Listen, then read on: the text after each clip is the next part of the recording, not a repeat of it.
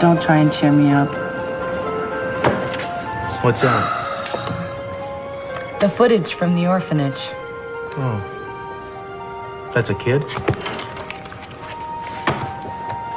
You know, I was hoping that we might be able to salvage some of this, but the video level's so low that the interviews are totally useless. Linda is slipping. No, it's not her fault. I'm just gonna have to figure out something else. Tonight? No. 5 o'clock whistle just blew. I'm here till sun up tomorrow. All right.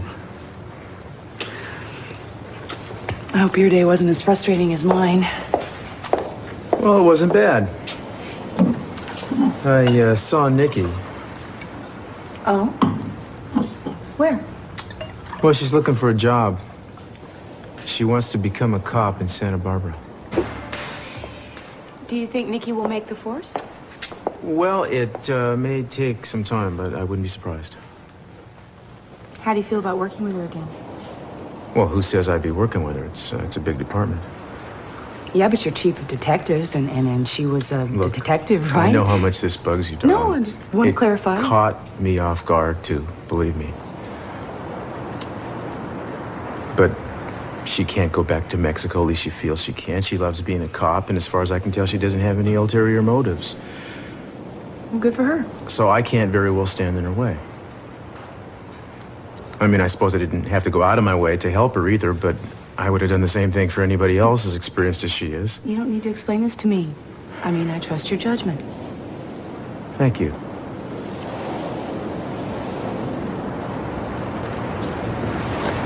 Very much.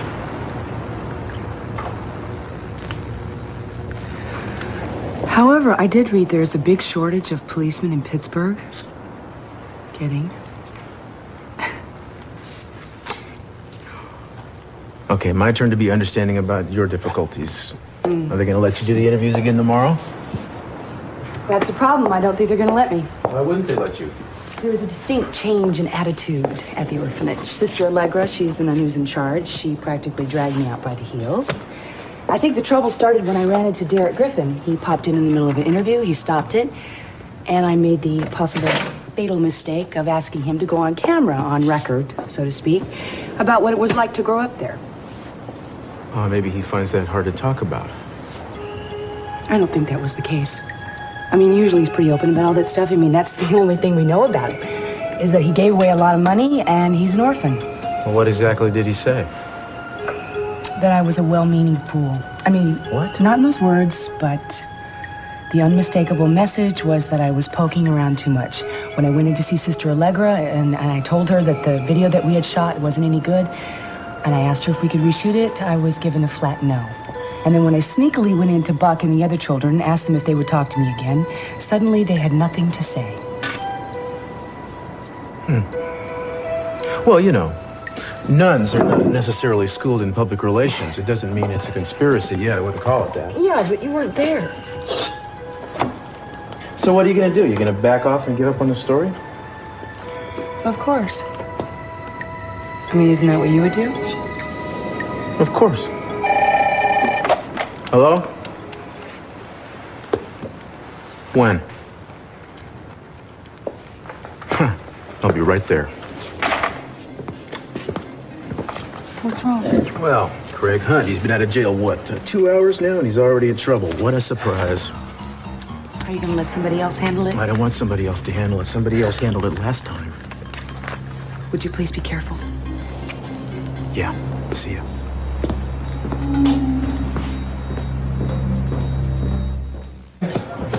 He okay? He's the one that started the damn thing. This is harassment. Shut up. What happened? Jerk came in here expecting a drink. What do you think happened? It escalated pretty quickly. Did he threaten you? No, he didn't threaten me. I told him to get out. He wouldn't, so I was showing him the door. And he swung on you?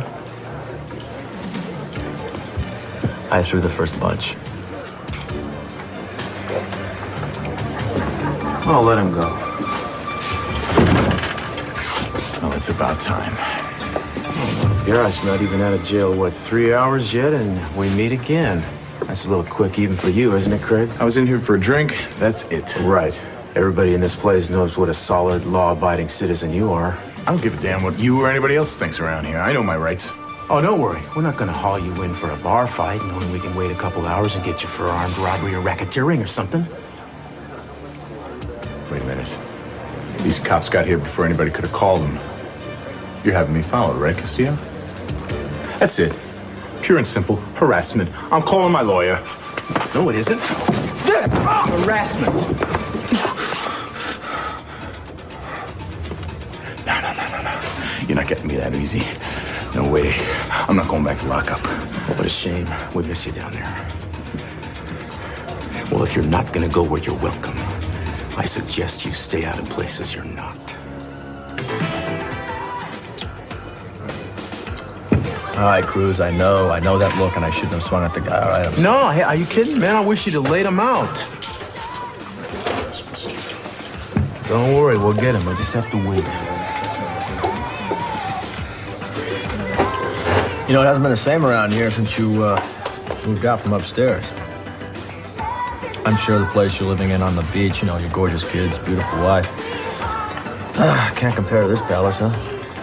Yeah, it was pretty hard tearing myself away from here. Actually, it did me good, you know. It made going home mean something more than just going home. You follow? Nope, can't say as I do. Unfortunately, Cruz, not all of us have somebody as wonderful as Eden waiting for us. Excuse me, I got a customer. You ready? Look over this traffic stuff. But you already study, and that's great. What? You didn't think I'd study? Well, I thought you might wait till a little closer to the exam to get started. Well, I've got it all worked out, actually. 2 weeks is going to be the exact amount of time it's going to take me to have all these rules and regulations down pat. I mean, the manual down in Tijuana, now that thing I could have memorized overnight. I got a feeling you're going to pass with flying colors. You better believe it. I am the drill instructor. Uh-oh. Do me a favor, though. Try to stay away from Craig Hunt if you can. Yeah, right. You know, Michael, when I was in Catholic school, the nuns would always hit us over the knuckles with a ruler if we screwed up the spelling words. Yeah, well, I was going to have her do push-ups, but maybe I'll just alternate, huh?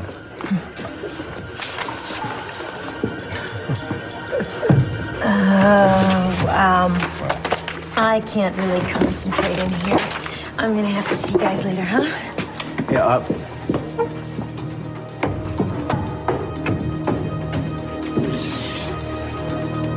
What was that? I'm wondering myself. I'm sorry. You should have said you had company. If it's important, I can go in another room. No, there's no problem.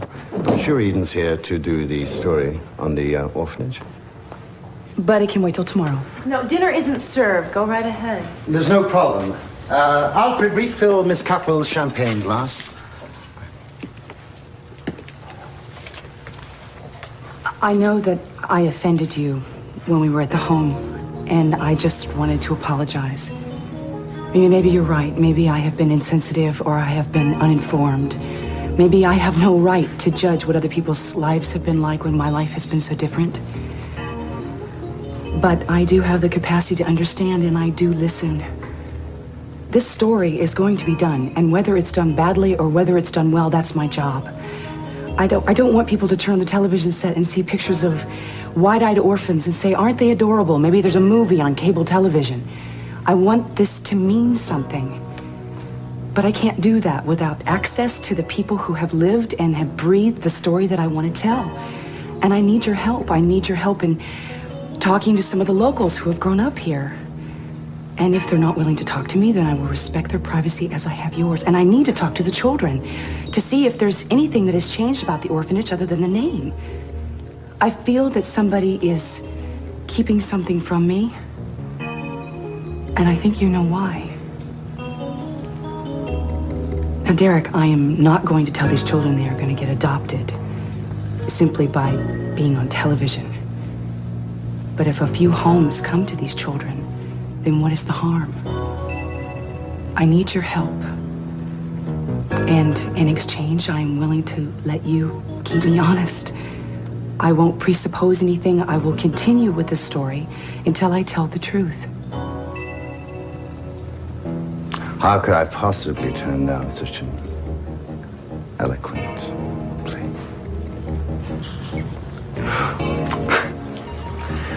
I apologize for the outburst. No, please. You don't have to. No, I'll be in touch with my contacts at the orphanage first thing tomorrow evening. Mr. Griffin, thank you. I'm sorry for interrupting.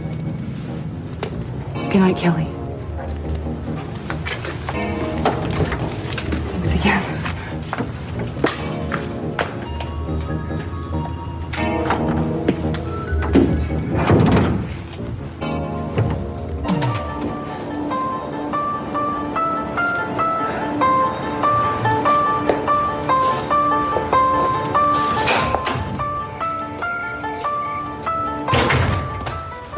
Sweetie, I'm sorry I'm so late. What's wrong? I went by your office to see you, and I had a conversation with Boswell. And? And he said he was concerned about you. That he's been keeping an eye out on you. That you were taking unnecessary chances when you were living above the bar. And that you are lucky to still be alive. That is ridiculous.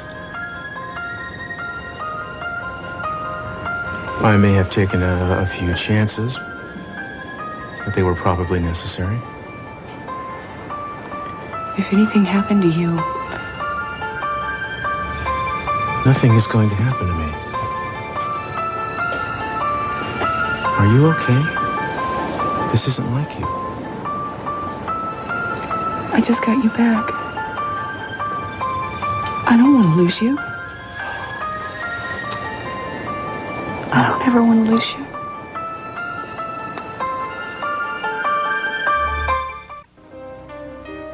Boy, I don't know what Boswell thinks he's doing. I'll have to tell him to mind his own business, I guess. Don't blame him.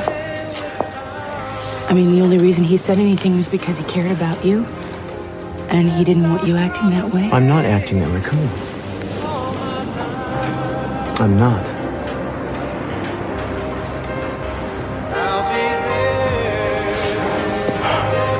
Yeah, when I thought that I'd lost you, I went through a period where maybe I didn't care as much as usual about what happened.